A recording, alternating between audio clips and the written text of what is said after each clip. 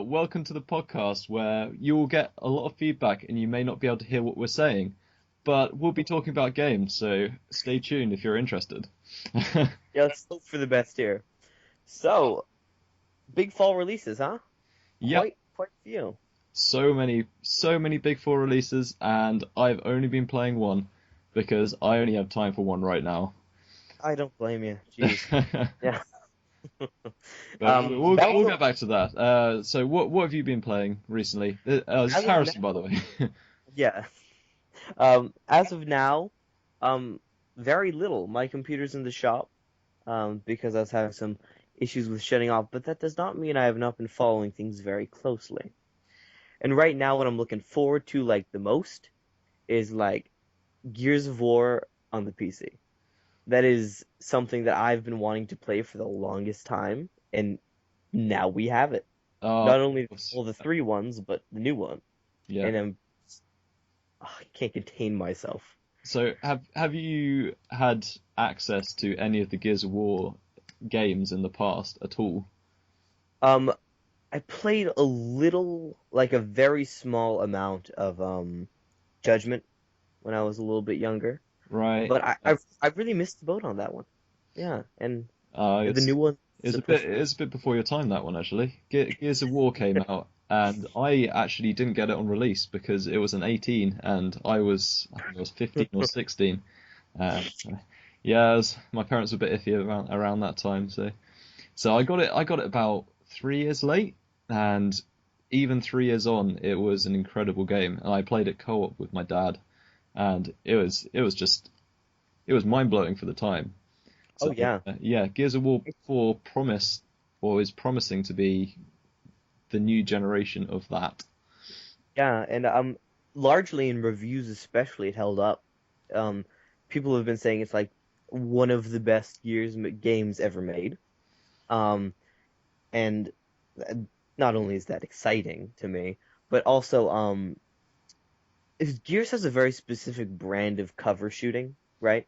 Like you got your classic third person fare, but I don't know, Gears just brings something different to me. It's a lot faster.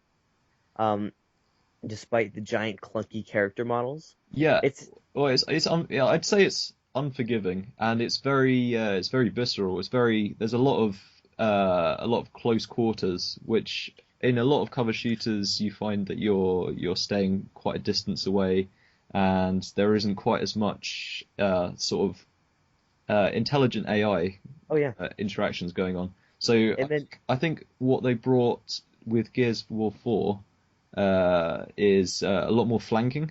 I think the enemies flank you a lot more, which really puts you on your toes a bit. I like again like watching people play Gears of War 4 is very different from watching people play like I mean we don't have that many more third person shooters nowadays, but let's compare it to like Binary Domain or I don't know what was a Uh, big one in the past. Spec Ops: The Line, that was quite a Oh big yeah, one. That was a um good one as well. it's sort of like Spec Ops, like it's sort of that pop and drop sort of stuff. Yeah, But with Gears of War, it's almost like a dance. It's sort of using the geometry of the level to cut lines of sight and stay low and pick off headshots and all. It's just great. It's a perfect amalgamation of sort of Epic, who headed it up in the beginning, of their just prowess with level design that sort of carried over to these other developers. I yeah. think who's Well, doing it now? you Was can argue that it was the cover shooter, and Oh yeah. people tried and failed to copy. But anyway, any other Lots of people. games on your radar apart from Gears 4? Oh boy. So I wasn't. I'm not the biggest fan of Skyrim. Um, I own a PC, so that adds to the appeal of it. But Skyrim Special Edition came out. And I got it for free because I owned all the DLC for the first one. Ah, And it's, I don't know, man. It's like it's strangely alluring to me to go back and play a Bethesda game, but a remaster Bethesda game because not only don't do they not do that a lot, but they're doing it with the the newest Elder Scrolls game. It's not like bringing back like Morrowind or Yeah, pinching into the I past and bringing back I Daggerfall. think they had to really. It was the most popular game. It seems that games from that year or that around that year are getting remastered because you've got Call of Duty 4 Modern Warfare, Oh boy. which is a little bit older, but still, like the remasters, all of the big companies are bringing out remasters, and I'm not sure how I feel about it. I don't think I'll buy Skyrim myself, just because I feel like when I've played a game all the way through, especially an RPG, if I buy the game again, the upgraded graphics they're just going to look like the same as I remember them. And Yeah. although it plays to your nostalgia, I'd rather play a new game, a new Elder Scrolls RPG. I mean, I know that's a large ask, and I Very I so. had some problems with Fallout. I had some problems with Fallout 4 as well. So Oh, same. it's nice that they're doing a fan service and going back to their heyday and their biggest release. I think Skyrim, I think, was probably one of the most popular games at the time and now. But Um, it's probably not a buy for me. So what are you looking forward to doing in Skyrim? Are you looking forward to playing a new style, or is it what just I'm doing a looking nostalgia thing? forward to is being able to play Skyrim without having to jam like a buttload of mods into it and have a smooth run. Yeah, Um, Nothing getting in the way of that.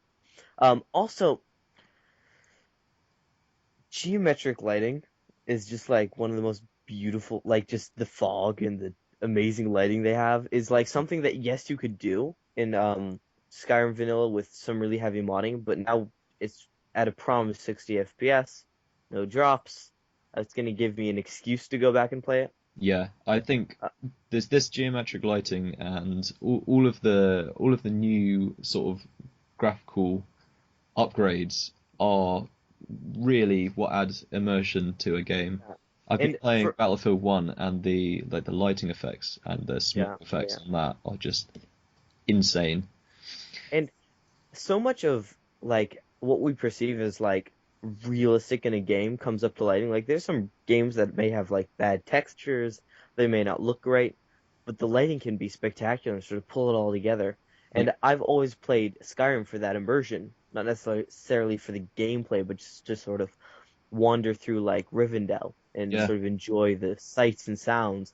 And it's going to be a great way to do that in this like repackaged, rebranded, remade essentially yeah. version of the game. Well, I guess it's just one of those games that's it's such a big world and it's so well made. Oh yeah. Although you haven't got things going on all the time, and although it's not like arguably there isn't as much variety as a game like The Witcher, just being in Oh the yeah. world and being your own character, there is definitely an allure to that. Yeah. I'm all like just to spin the question back on you. But also a little forewarning to the audience. If you hear any weird mouth noises, it's the water bottle I'm drinking out of. It's very strange, and I've just got a sore throat, so I've been told to drink plenty of Yeah, and the feedback is me because my mic's it. broken as of yesterday. So, Oh man. So what are you looking forward to? What are your top three or so? well, we were gonna do this podcast 2 weeks ago, and I was gonna say Battlefield 1, but now that question is that's a really hard question now because you've got Call of Duty coming out tomorrow or today, depending on when this actually goes live. Is it? Yeah, 4th of Holy November. shit, I've been out of the loop. That's yeah, new Call of Duty coming out, and the COD 4 remaster with it, but not separate from it, which that's a can of worms. So I've been looking at Titanfall. Apparently, the sales for that haven't been high, but I've seen a lot of good It's too bad. reviews, and the uh, It's the the place I've been writing for have given them a really good review as well. So Don't blame them. yeah, It did something unique, and it's such a good sequel. Like what we're looking for in sequel is just like a vast improvement over everything the previous game did. yeah, And Titanfall so strongly it has a single player campaign that actually kicks a lot of ass. yeah. I've seen more than my fair share. I mean, Um, it's a generic campaign with some very interesting like gameplay mechanics. I don't think the story's anything oh special, God, But I mean, it's very hard. I think you have to really be a master of storytelling to tell a good story about a pilot and his mech. But but I Yeah, think it's I gonna be think the super. gameplay and the variety in the gameplay within the campaign is, along with the immersive graphics, really does it. And just the fact that they've actually bothered and listened to all the fan feedback is great. Yeah, it's spectacular. Blah, blah, blah, blah, blah, blah, blah, blah. Spectacular to see the studio that has a lot of ex-COD developers take their prowess with the first-person genre and take this affinity with the community, which I don't know if you know this, but Titanfall still has a pretty large player base on a lot of consoles, Yeah, specifically the only console it's on, and has relatively small one, but still a pretty loyal one on PC that people who still play it like religiously, yeah. and so I it's mean, great to see them sort of. I played it about a month ago, and it still had lobbies full of people, and I was surprised because it died very quickly in the Yeah. mainstream. But yeah. I mean, it is great to see the developers like moving on onto other projects. I mean, Call of Duty is gonna be there for at least I don't know how many more years. It's still going so strong. The sales are still Oh better man. than anything. But um, it is nice to I, see some of the staff move on to more yeah. interesting projects. Because Call of Duty, like it or not, like I'm not the biggest fan. I don't like the particular gameplay style. I think it's a little less like tactical than I would like. Yeah, And I think it's a little too lucky. it's But a little like, fast. It's got a little yeah. fast. And it's almost random in some of the free for all matches where you're just sprinting around till you see somebody and hope you don't get shot in the back. Yeah, Um, but something about Call of Duty's core gameplay has just is so strong yeah, that it's great to sort of see yeah, I'm hoping that eventually it'll run out of steam and make place for somebody else at the top there. Um but something about it is just like so strong and alluring to people that I don't see that dying out anytime soon. they've got a number of things in Call of Duty that just draw you in. As soon as you start Yeah, playing it, it's partially the numbers and the leveling system and the way you can unlock things and the aesthetic of everything. it's got a great gameplay cycle, which is sort of a cycle of reward Yeah, that all games have. It's just exactly. how long that cycle is and what it contains, which differs from game to game. It's what keeps you Yeah, playing a game past the 1 hour mark. and just how rewarding it feels.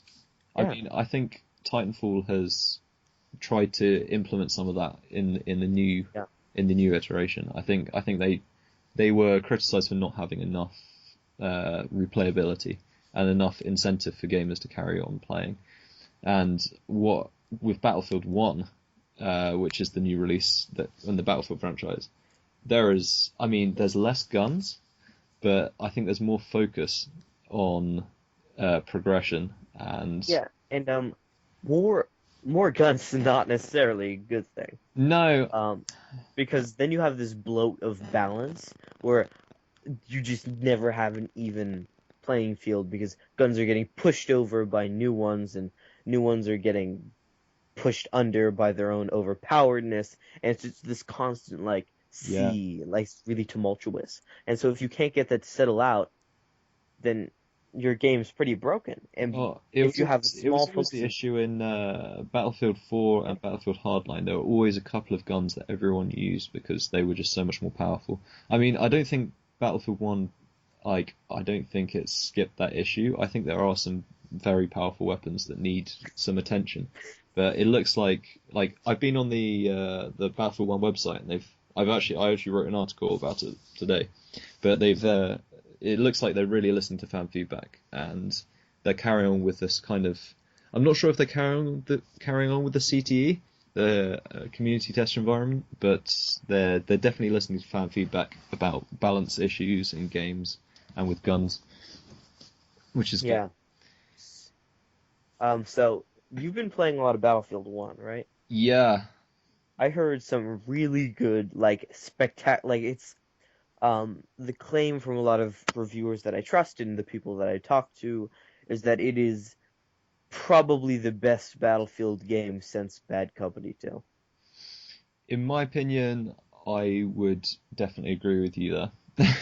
I definitely That agree with good? them. Yeah, yeah. Wow. Even actually, I had Bad Company 1 and Bad Company 2, and I didn't enjoy those games as much as I've enjoyed Battlefield 1. And I'm not sure if that's just like m- my change in taste, Yeah. because I was a big COD gamer when I was younger, and Battlefield's definitely taken precedence, but I didn't really get on with, especially Battlefield 4. It just didn't feel quite right. And then I got Hardline, and it all changed. And I think a lot of the aspects from Hardline have been adopted in Battlefield 1. Just the way things feel, everything's a little bit meatier. That's one way to describe it. Yeah, I mean, it's meatier as in like, I don't want to say more violent, but everything, there's definitely a feeling of having that like rifle in your hand. It's actually quite scary, Yeah. especially when you're in some of the maps where you've got actual trench warfare and you're having to push over the top and you've got fire coming from all angles. Oh, I It's mean, really quite a spectacle. yeah, I've seen it. it It's is. spectacular and amazing. The sound design.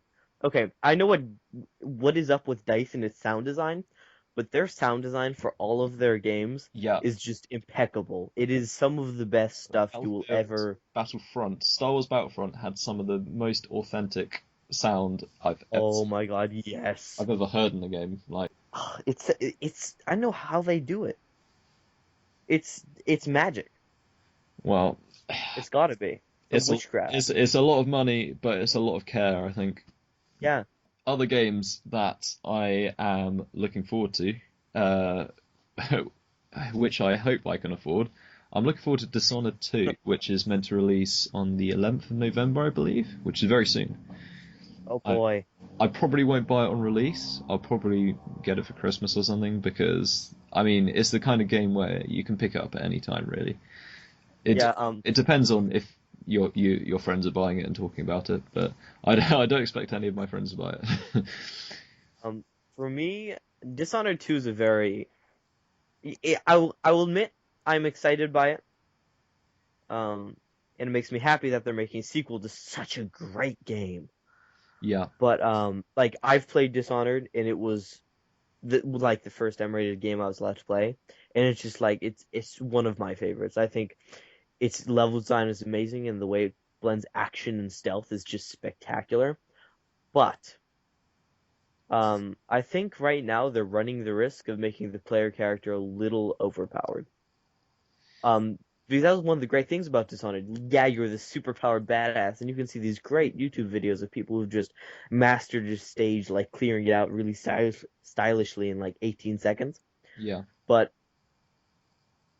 I think so much of it was sort of that sneaking around the shadows and taking this slow approach to it and not being able to. Yes, you could kind of zip around with Blink and you could reach new heights, but you weren't this god.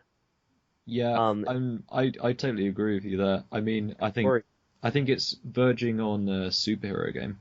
yeah, and seeing them like, oh, and now you're like, now you can like attach a a spin razor to your clone and blink away. I think that what was cool about Dishonored is that you'd learn the game's rules. It's called a micro. Actually, the game theory it uses was called a micro sandbox, and it was small, very tightly designed areas with very specific rules that you could bend to your will.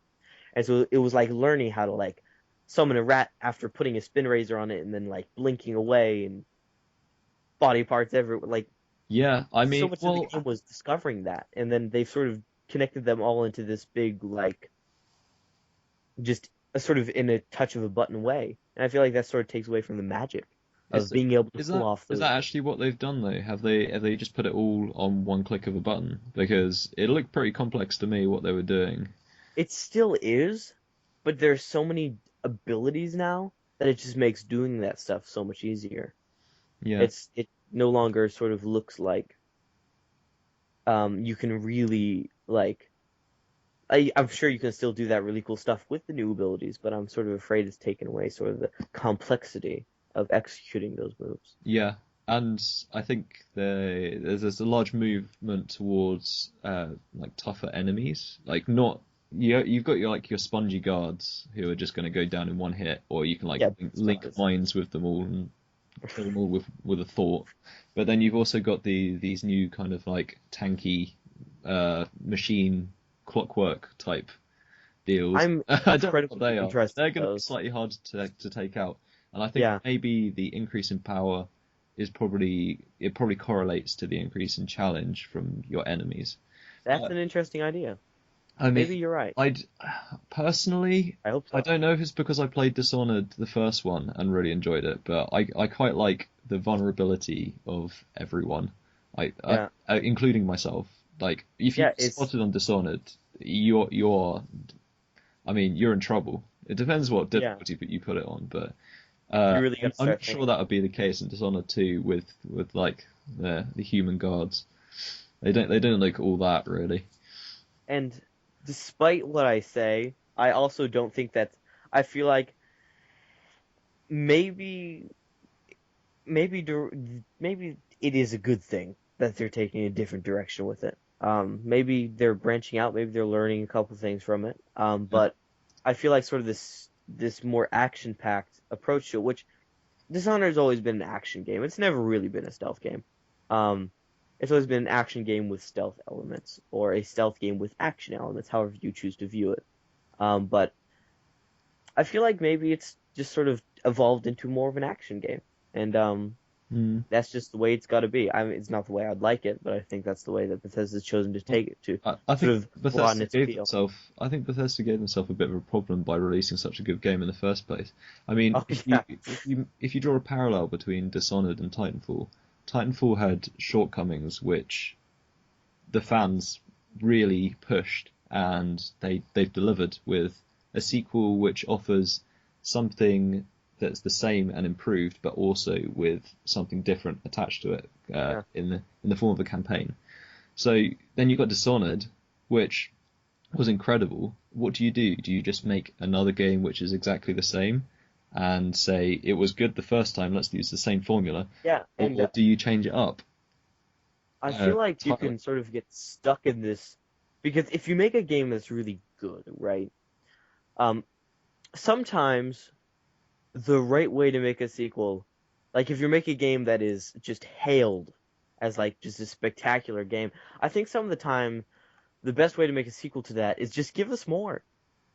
And not feel the need to pile on more moves and more abilities and Yeah, just that excess becomes a problem in and of itself when you have too many buttons to press, as opposed to just yeah. a couple of really well thought out, well designed buttons that are meant for very um, intensely uh, focused campaign. Well, Um, again, yeah, more doesn't necessarily mean better. that's And for sure. you got to consider some of the best games don't actually have sequels, Yeah, and and sometimes, I mean, maybe it was a mistake to make a sequel, but maybe this game is going to be even better than the original. I mean, you none can of us only hope. none of us have had hands-on with it, so No, we can't really tell.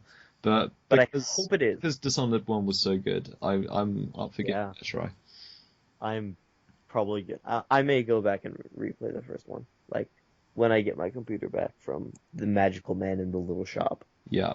Um, How's that been then? what's up? How long have you been without a computer? Just a couple days ago. It's been running really weirdly, getting frame chugs at strange times. So I sent it into this guy. I live in like it's a pretty small town, and like just on the outskirts of one of our neighboring towns is this little tiny shop, and you'll walk in. There's this old guy who's sitting like surrounded by PC parts, and he's the best reviewed like IT place in like the surrounding area. And so you walk in, you bring your PC in, and he's just like takes down your name and just he's like okay, and then you leave it with him, and he brings it and he sends it back to you like completely fixed. This has only been a couple days, but I'm hoping to get back soon, Well, and it should be better than ever. maybe I'll post my headset to him then. I think the postage will probably cost more than a headset. Oh yeah, definitely. So we got Dishonored 2. We got the weird ragtag group of games I'm looking forward to. And Skyrim, Call of Duty, Titanfall, already came out. Battlefield 1 already came out, but yeah. I think a lot of the best games have come out already. Uh, Oh yeah. are there any other games that you feel like you need to try out? There's a lot of single player games like Deus Ex, Okay. Mafia 3. So one of the things I've been watching for a while is I don't know if you've seen any of the Star Citizen stuff. Um, Not much. but I've heard about it. It's so enough that I've heard about it. you know what Star Citizen is though, Yeah. right? It's this completely immersive universe sandbox, which is promising to be just the bit just the space game with everything you could possibly hope for. And it's using this really cool technology which sort of renders space in cubes to avoid a massive frame drops and deliver something like Elite Dangerous, but on a bigger scale with plenty of ground to explore and uh, plenty of activities. Yeah. And And they've it's massively multiplayer. yeah, Yeah. well, like there's massively multiplayer and then there's just one universe, which is I think what they're going for. But Just one big server which everyone's on. I think there's this new technology. I forget what it's called, but I saw a trailer for it. And it's about designing mega servers which span like massive worlds. Um, and y- I'll try to find a link. But in the meantime, what they've done is they've gone to these conventions of people who are like looking forward to it or like to like packs and stuff, and just had people play the game for 60 minutes straight and Yeah. just do stuff in it. Uncut, live. It's not this pre-planned like BS, and it's just 60 minutes of people dicking around in the universe, and it's the possibly the most amazing thing I've ever seen with my own two eyes. It's so immersive. So there's quite a lot of stuff on YouTube where like just 60-minute videos of people just wandering Yeah, around. it's pretty amazing. Um, and it warms the cockles of my heart to see this. Like I forget what the budget was, but it was like this massive multi-million-dollar Kickstarter thing, sort of progress into the final stages of development and have people actually deliver on a promise that at the time maybe seemed a little too good to be true. Yeah, I And mean, I'm it looks great always and it runs great. always skeptical whenever there's a big space game about Oh yeah. how can you really portray space in its vastness and make an interesting game out of it. I mean, Ooh, you had I have a Sky, which I mean, it looks blah. but got terrible reviews. I can't say anything about it because I got an Xbox and they didn't I see have a fit to release it on Xbox. But then you got Elite Dangerous, which I haven't tried out because oh boy, Elite Dangerous. This is this is the game that made me look up at the night. Like I was going out, I was walking my dog, and I looked up at the night sky. I was like, "Holy shit! There's a universe out oh, there!" oh my god, there's actually stars in the Like, sky. and oh my god! Like because the thing about Elite Dangerous is, yes, it's sort of Unity. What am I? Today has just not been my day. Like it's sort of very little of it is pseudoscience. A lot of it's incredibly scientifically accurate to what scientists project will be what the future looks like. There's this great reality check episode on GameSpot about it, but it's really like it's pretty scientifically accurate in a lot of senses. And so when the first time you fly to a star or you see a star and you fly past it and then you see a planet and it's this tiny little speck and it's like 20 light years away from you. It's it's an amazing feeling. It's it's really dwarfs you and it really gives you this sense of like, holy shit, this is a big old galaxy and I am tiny. And I'm really excited to see that executed in this incredibly immersive way in Star Citizen. And I feel like it's probably if they deliver on what they're promising, and if all the gameplay that they've shown is accurate, um, I think it's shaping up to be like one of the best games. Period. Yeah, I mean, I think That's a lot. I think it's I don't know. It's something about uh it just couldn't exist on Xbox. I mean, I know we've talked about this No, before in previous podcasts, but I tried to play Subnautica, Subnautica. Subnautica, Yeah, Subnautica. and that's like an exploration game. And there are a couple of exploration games on Xbox Preview, which is Yeah, like Steam's like play before they're released. That early access. Yeah, early access. That's what it's called. Yeah, it's like Steam's early access for Xbox. And I tried to play it, and I just couldn't get into the exploration. And I think there's something about having a keyboard in front of you, like the the control that you feel and like the immersion that you feel.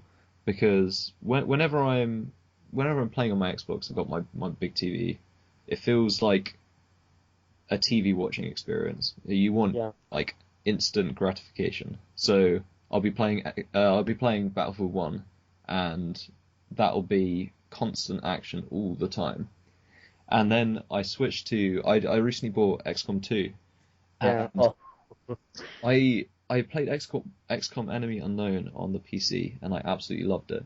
XCOM 2 I'm enjoying on the Xbox, but I'm finding it so much harder. And I don't know if it's because of the controls or because just the mood in which you're in when you're playing an Xbox as opposed to when you're playing a PC is so different. yeah. When I sit down at a desk to play a PC game, right? I'm sort of my desk is over in like a small corner of the living room, so I'm still sort of in the like the main family space where people Yeah, are hanging out. But I sit down and I'll like maybe ring up a friend on Discord and I'll just go somewhere. Like I'll play Skyrim or I'll know what I'm doing when I sit down to play. And or I may just be sitting down at my computer just to browse something and then I have my games right there, so I'll just play something. But it's an experience very different, I think, from sitting down on a console where you know you're really going to play games there and you're probably a little more like focused on what you're going to play. But with the PC, you may even meander into it in a way, and e even though like it's sort of it's like a little more immersive in a way, like you have your headset on and you're sort of sitting very closer to the monitor, and it's pretty much covering your field of vision, and you're in the game. that's it. It is. I think it's the proximity and the way you're sat and the way you're orientated Yeah, at the screen. There's nothing in your peripheries, and you're often playing on your own. Like whereas with the console, I'll often have like my dad watching, or I'll have a friend round who will be playing, and like you can only truly immerse yourself in an exploration game, I think, if you're on your own, or if you're with someone and you're completely dedicated to the game, not like pissing around. yeah, I mean, I played RPGs with a friend there, and I just cannot take it seriously. I tried to play Dark yeah. Souls, and I can only play that on my own, literally. I can't play it with anyone watching. I can't even play It's Dark a Souls. I'm shooter. not very good at it. Yeah, I but I I I used to really be good at tried. it, kinda. I never finished Dark Souls 3. I wasn't good enough. Yeah, I gave Dark Souls 2 Scholar the first sin a shot. It it kicked my ass. Yeah, I bought that as well. That's one of the games that's like prevented me from buying any remasters because I had Dark Souls 2 on Xbox 360, and then I bought Scholar of the First Sin because it was quite cheap on Xbox One, and I couldn't even get through like the actual core game. Is it harder? Well, no, I think they made it slightly harder, but I couldn't get through the core game because I'd already like played it through twice. And then like you need to play through like quite a large section of the game to actually get to the DLC parts, and Yeah, you need to be quite beefy to actually stand a chance against the new bosses. Because if you got DLC for a game that is notoriously hard, then the DLC is going to be really hard. So I didn't even get up to it. So I mean that was a little bit of a waste of money for me. yeah. Um, so back to the exploration thing. I think you make a very good point that yes, it can be incredibly boring. But I when I was back on PS4 and I was playing Witcher 3, there was this moment when you're sort of galloping through the forest, and then you crest this hill. It's like towards the very beginning of the game. I decided to screw the main quest and make it like this pilgrimage to Novigrad and just fuck around the city. Oh yeah, And I you crest this hill and you see just the trees blowing in the wind, and it's beauty, and it's not this sort of this superimposed like fake like look how artsy we are beauty. It's yeah, real genuine beauty because what you're seeing in front of you is awe-inspiring, and it would be awe-inspiring in real life. And so when you see somebody play Star Citizen and you see this, they pan in from outside of the planet's atmosphere, and they pan all the way in, and they show you the immense scale of the planet, and they show like a couple characters bouncing around or something, and it's you go all the way down to ground level, and there's this guy standing in the middle of this vast desert with yeah, a little buggy, and it's like it's mind blowing, and it I think they're promising a world with changing weather effects and day night cycles and changing economies and plenty of stuff to do, and one that's just so immersive yeah. that Well, it uh, would be incredible to explore in any way. so you focus quite a lot on the visual aesthetic Yeah. of games and the reliance of visual aesthetic, and I mean, with The Witcher 3, I think that's definitely the case as well. I found myself sometimes not even taking it in though because of the HUD, the heads Yeah. up display. So you've got the map and you've got all of these things all over the screen, and you're just focusing on where you are on the map, and you're not actually looking at the aesthetics. So Did you try it with did you try it without the map? yeah, I tried I did a couple of screenshots for I think did I do a review? I think I did a review for one of the expansions, and Yeah. I turned off all of the heads up display just to do a couple of screenshots, and it was amazing. You can you Oh can my actually God, see yeah. everything. It's Yeah. fantastic. I've started playing if a game has a HUD option and it's like single player, I've started turning off mini maps because it just you turn it off and you're just it's like, oh my God, I don't like I have to check a map if I want to actually know where I'm going. Yeah, And I just you can see be what's top immersed. right of my screen. Yeah, I'm not just relegated to this tiny little orb up in the top here. Yeah. It's Well, if like, anything, that adds some challenge to the game as well, and yeah. some realism because you wouldn't actually have a radar of where your enemies are. Well, you also wouldn't have a nice little dot telling you exactly where you are on the map. Yeah, I'm still looking for that game that's like, we're a hardcore RPG, and guess what? We're gonna have to make you practice pathfinding. like charting Give him a map. compass and a yeah, give him a compass and a Not map. gonna Let him into the world. happen. That's the real Dark Souls. Ooh, that's the Oh, real challenge. well, Dark Souls, you don't actually have a map, or the only map Yeah, you've got I is know. the It started pissing me off. I map. was like, wait, I've already seen this hallway. Did I just go in a circle and then I figure out I went in a circle, but I'd die halfway through and I'd be like, have to do it all over again. It really doesn't help when you're trying to get your bearings and everything is after you and one ahead. You don't want to stay still because you never know if something's actually chasing you. Yeah, Like there are these moments of respite, but besides that, it's like, welcome to Dark Souls. Everything will kill you, and the world is just a maze. Have fun. yeah. That's why you Don't need so cry, much please. patience. That's why you need so much patience to play Oh Dark my God, Souls yeah. because I couldn't beat you the die forest so many level. times. Yeah, I couldn't beat the forest level. I was like, do I really have to run through like the that like part on the walls on the castle walls in the Forest of Giants, and there's sort of these twisting branches over this decrepit house, Oh right? God, you didn't And get very far at all. no, and I kept on running up that log, and I'd make it, and then I have to fight the tortoise guy, and I'd get past that, I get him to blow himself up on the barrels, um, and I'd make it pretty far, and then I got to the point where you have to get past this gate, right? And I beat the boss as well, but I couldn't get past it because I'd always try to get up to it, and then like I'd get killed. No matter what, something would kill me before I got up to it. Yeah, It was always just like that one, just right. It's right there, and it just keeps on getting taken away from you.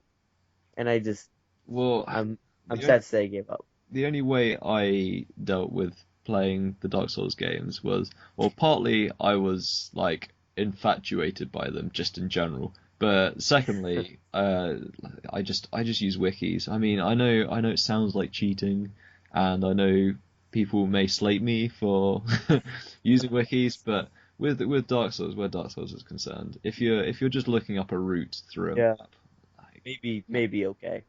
yeah, and Uh, if you are genuinely stuck, like it's not fun to just slog at something. You might as well just look up what the best way is to kill this boss. If you died like 100 times to it. yeah. I played hack.net for a while. I really like that game. Yeah, I don't know heard It's about. this $10 indie game, which is not a hacking simulator, right? By any stretch of the imagination. But it's probably the most immersive hacking game you can play. And oh, there. Sorry, I'll finish my thought here first. And it's an incredible game, and they expect you to learn a lot of like code with quotation marks around code because it's not really code. It's just like things you have to type in to do certain things, and it's all logic. But Yeah. they expect you to learn it very fast. And I wasn't really paying attention the first time around, or I wasn't really like dedicating my mind to it. And so they threw me in the game, and I was just wait a second, how the hell do I do anything? Sounds like me playing XCOM too. Yeah. But the point I was going, the follow up thought was, have you heard of Orwell? No. Is it another PC indie game? Maybe, maybe. Go ahead. Um. I can tell you're bursting to talk about it. Oh yes. Orwell, as you may recognize that name from the spectacular author of 1984. Um. Oh yeah. Is a game about a surveillance state, and you have been enlisted to find out. It's sort of they're trying to find who's at the bottom of this terror plot. Be somebody they have this one suspect, and there was an explosion, and you're trying to find out if she did it and who she worked with. And the whole game is diving through people's social media and everything they put out online as part of this new program to try to solve this mystery. Right. So it's sort of like a detective game. And you're creating this web of like suspects and witnesses, and you're like uploading all this data to this like sort of eye in the sky guy who's sort of informing you on what your next decision should be. So And what happens if you is there like a real consequence if you get something wrong or I don't. I honestly don't know. I don't think it's out yet. I think it comes out in April, but they released a demo. oh Um, I've seen have you heard of Papers, Please? have I heard of Papers, Please, sir? I Have I heard of The Sun and the Moon? I haven't played it myself, but I've you talked about I wasn't even on a podcast. We were just talking about The Escapist, the YouTube channel. Yeah. Well, Oh, they're so funny. I started watching Yahtzee, his He's actual, hilarious. and he Yeah. does podcasts of his own, and he plays quite a simple game. Is either a boring game or a game that doesn't Let's involve Drown a lot Out. of thought. It's Uh, called Let's Drown Out. and yeah, Let's Drown Out It's series, so funny. and so he played Papers, Please, and it's literally just this game where you are at a passport office in some kind of is it during the Cold War? It's a made-up country. Yeah, made a That's country. supposed to sound like Russia, Yeah, and it's just you can tell them about it, but it is probably one of the single best indie games to come out in the past 10 years. I'll give it a try at describing it. So basically, the twist of the game is that you can be a good or a bad guy, but as a real consequence if you're a good guy. Uh, because if you're letting people in and they're not meant to be in, if they don't follow the very strict guidelines, which actually keep on changing day by day, if you don't follow these guidelines, then you start getting your pay docked, Yeah. and the less you get paid, the less money you have for food and bills to feed your family. So So what's the right thing when your children start dying? exactly, when you have to actually like pay for your family to get fed, and when they start starving, you gotta choose whether to do the right thing for the people that are trying to get in and the asylum seekers, or Yeah. to protect your family first.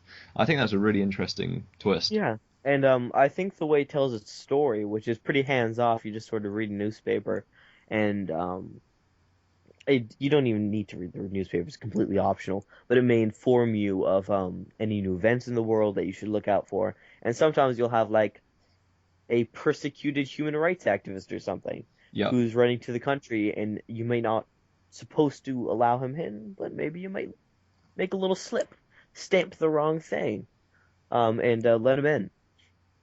But since you suffer that pay loss, your son may not get the medicine he needs and get really sick.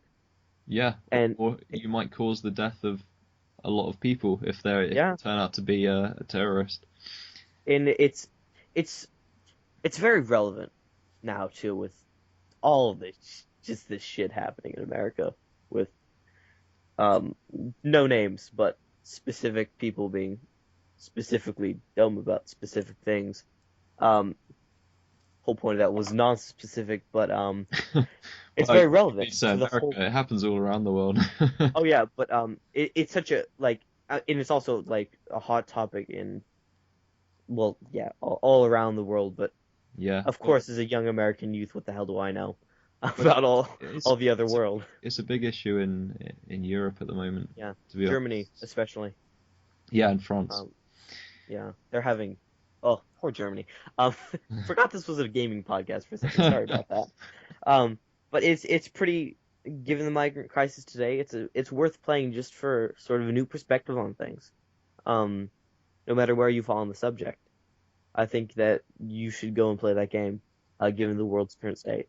And I think just as a game mechanic, having that sort of that management where neither option is really a winning option is quite interesting. I mean, I think it's quite a again, it's quite a PC thing because you've got loads of Xbox games which give you instant gratification, instant everything's good all the time, and you go to a PC game and say strategy games. There aren't many Yeah. strategy games. Like there really aren't that many strategy games on Xbox. Then I come to XCOM 2, and there's so Yeah. much management. You have to choose between the lesser of two evils, and you really never have that option on like a generic first-person shooter. Yeah. I would personally say that the reason for that is not only is the PC so open source to anybody, um, but you also have a very accessible and precise control scheme that allows for lot more many kinds of inputs. Sorry, I'm holding back a pretty bad cough. Uh, but I feel like that sort of stuff probably won't succeed on console because there are so many barriers to getting it onto console. Yeah, If those barriers were lightened a little bit, like maybe have sort of a more sort of interactive um, indie program with the devs. I know they did this whole ID at Xbox thing for a while, yeah, but that's lost steam for the most part. I haven't heard about it in it has. I since think E3. That's yeah, really too bad. I think what you're pointing towards is advertising and marketing schemes. Yeah, Because the big games, the AAA games for Xbox and PlayStation consoles, they have the lion's share of the advertising. You very rarely it's even on the Xbox Live, like the dashboard. Like when you open up the Xbox or the PlayStation, you have advertising straight out, and it's always going to be the AAA games. You never like there are so many indie games that I've never even heard of. They're on the Xbox Live Marketplace, but I've never heard of them because they just don't get the coverage because they and I don't feel like the money put into the advertising. that's not. I would say that that may be part of the issue with getting more. indie games on Xbox, but I also think that Microsoft sets a lot of boundaries. Because there are plenty of games on PC that do amazingly well, like Stardew Valley, which is just here's a piece of land, farm it, and maybe go kiss somebody in the town. Um, maybe kill a few slimes too, but that's beside the point. Which is a game about just farming some land, right? That game basically topped Steam charts for a solid month or two, and is getting back up there with this new update. But it's it got a lot of recognition on Steam because PC gamers have connection to a lot of more services that do word of mouth stuff. Like we're very much so into Reddit. We're very much so into all these gaming communities that maybe Xbox fans or PS4 guys are like sort of detached from because their console's very separate from the world at large. Yeah, It's very much a little s- island. separate from APC, which has all of this connection. Yeah, Yeah, that's definitely a point. I mean, I think that it does come down to sales at the end of the day, though. Like the recognition from these Reddit sites and Twitter and social media in general. I mean, a game like that just wouldn't survive, and I think I think Microsoft know that, and I think yeah. that's why a lot of games don't make it to Xbox. Which is too bad, but at least you guys get a decent amount of exclusives, which we're, I'm sorry, but us we're gonna have to apologize ahead of time because us PC gamers are stealing your games. We're actively thieving them from you. Ah, it's Uh, okay. You get terrible ports quite often. I know. Bandai Namco. um, Konami once in a while. What? What did Well, you there's have? plenty of Was it others. Batman, Arkham, Arkham Knight, Oh, don't even get me started. Rockstar. Rockstar? Did Rocks. Yeah. Steady. Is it Rockstar? Nah, Rocksteady. Yeah. Star is Like they know better. Like Arkham Origins runs great.